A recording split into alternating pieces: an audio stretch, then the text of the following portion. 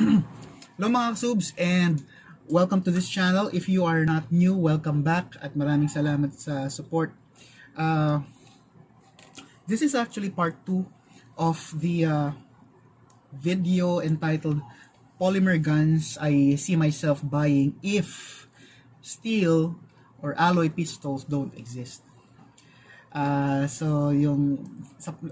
part 1 we finished at number 7 and the entry was MNP9, the Smith & Wesson MNP9 M2.0.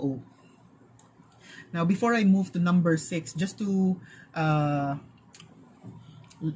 let you know that the spots 6, number 6, number 7, number 8 all have the same reason why they are there, and that's because of the price, which means they can be in any order. So this is just my preference.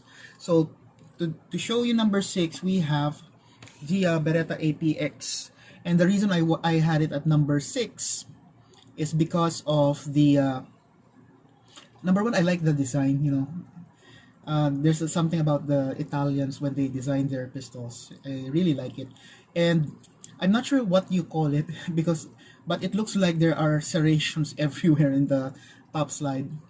But it's not as if it looks bad. I actually like it because it gives you the confidence that whenever you're about to reload your pistol, you can grab any portion of the slide and you'll have the confidence that there is grip and you will be able to rack it easily. Second thing I like about this is the brand itself. So the Beretta has a good reputation in manufacturing firearms. As far as I know, I haven't heard of any uber bad review about their pistols. So let's move to number 5. Number 5 is Glock.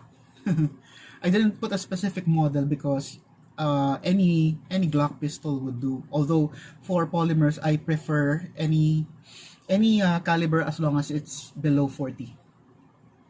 But just for this to be a unique entry, I will pick the Glock model chambered in 357 SIG. It's a potent round and a very promising caliber. What I like about it, and also what I don't like about it, would be the modularity.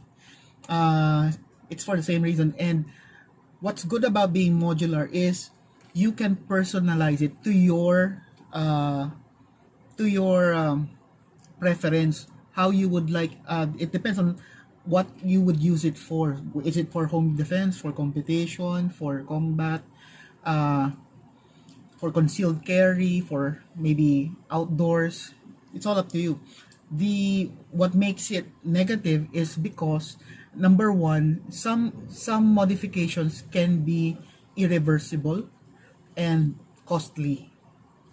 So if you plan to modify your firearm, number 1, you should be damn sure of the changes that you are about to make, and number 2, you also have the money to back it up, because a major concern about modifying handguns or pistols is that the cost of modification might exceed the price of the handset itself or the handgun itself. And if that is the case, you might want to choose a different pistol, one that is already good out of the box, or one that already has the purpose out of the box. Let's move to the next entry. We are down to our last 4 entries. That was fast.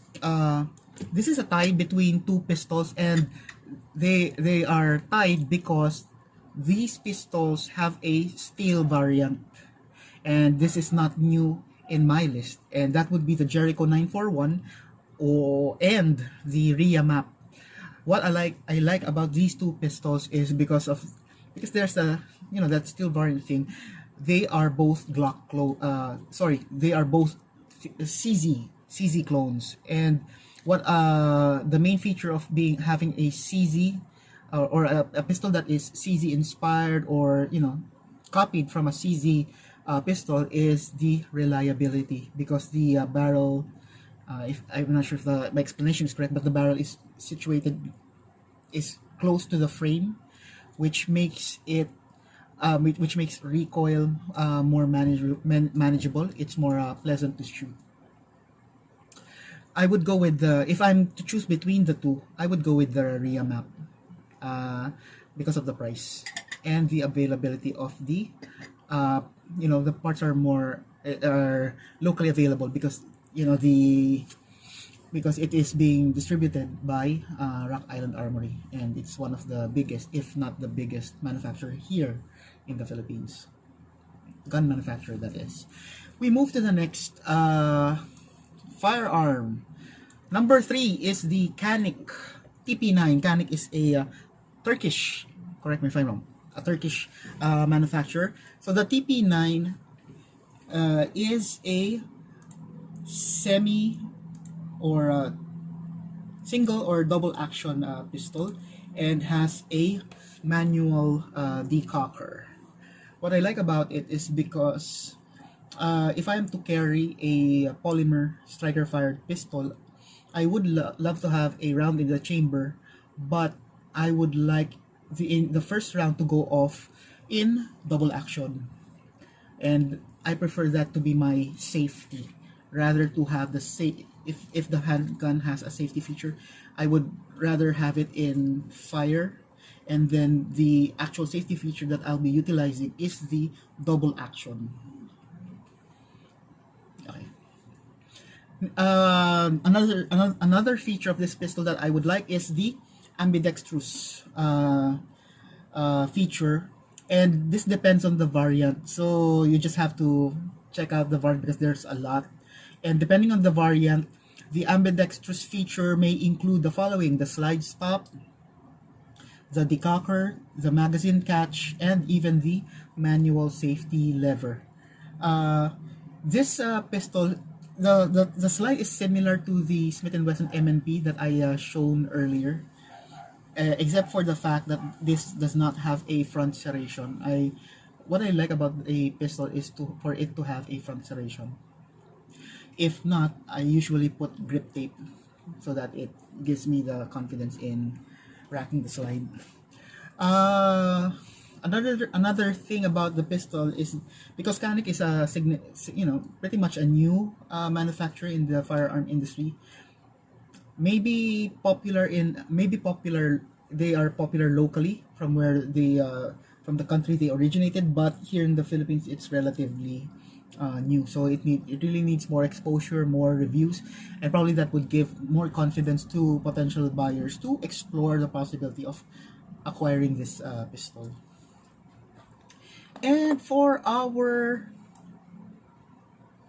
number 2, we have the IWI Masada. I'm not sure if I pronounced it correctly. So the IWI Masada is from Israel. What I like about it is you would notice, for starters, that the trigger guard is huge, and the clearance for the finger is, it's because it's huge, it would allow you to shoot easily even if you are wearing gloves. So that was well thought of. That's the first time. That's a feature that I haven't seen in other manufacturers or in other pistols. Number 2 is that this pistol is actually hammer fired and not striker fired. So I'm just not sure because I don't have a picture of the variant, or maybe the hammer is, I don't know what the term is, but it's like it does not go outside the rear of the slide, similar to the I think Ruger has that similar feature.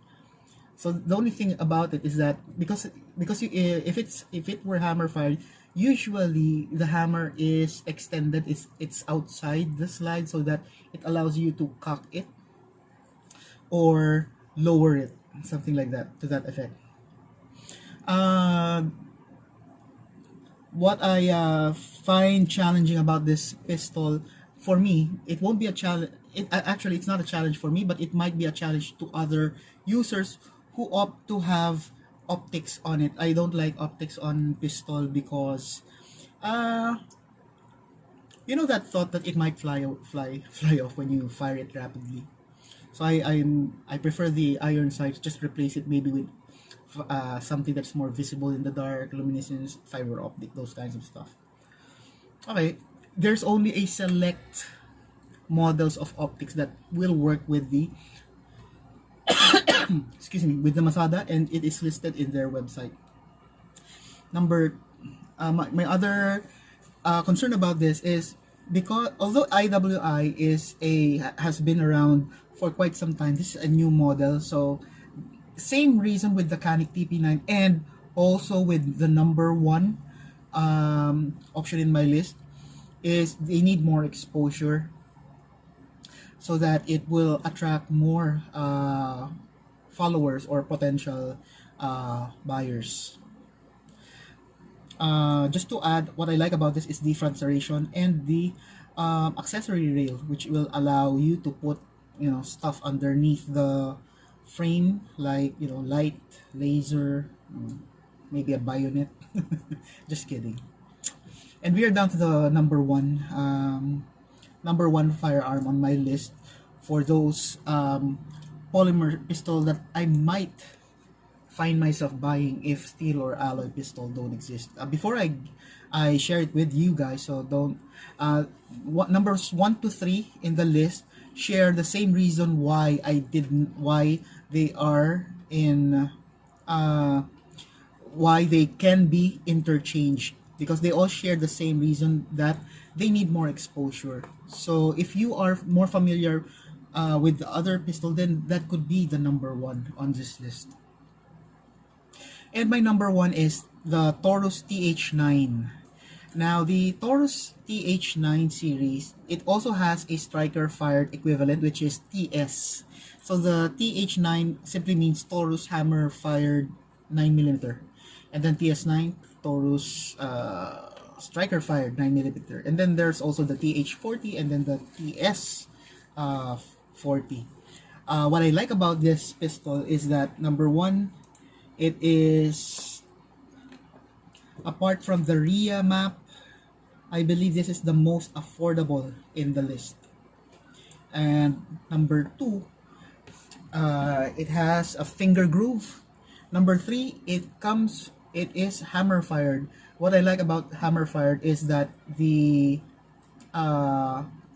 trigger out of the box is basically more, for me, easier to operate than a striker fired. What I don't like about this, or the challenges with this pistol, is that there are only two calibers to choose from, which is what I mentioned earlier, 9mm or 40 cal. So I went with the 9mm because I'm not that really confident with polymers and higher caliber rounds. Especially here in the Philippines, I tend to use plus P or major reloads, and those kinds of rounds are not really healthy especially for polymer pistols, in my opinion. And basically that's it for my list of polymer guns I see myself buying if steel or alloy pistols don't exist. So if you are into polymer, you might want to consider this list of firearms that you might want to check out. So that's it for the video. I hope you guys like it. Please subscribe, comment, click the like button and the bell notification as well, so that if there are new uploads in the channel, you will be the first to know. And you guys stay safe. I will see you on the next video.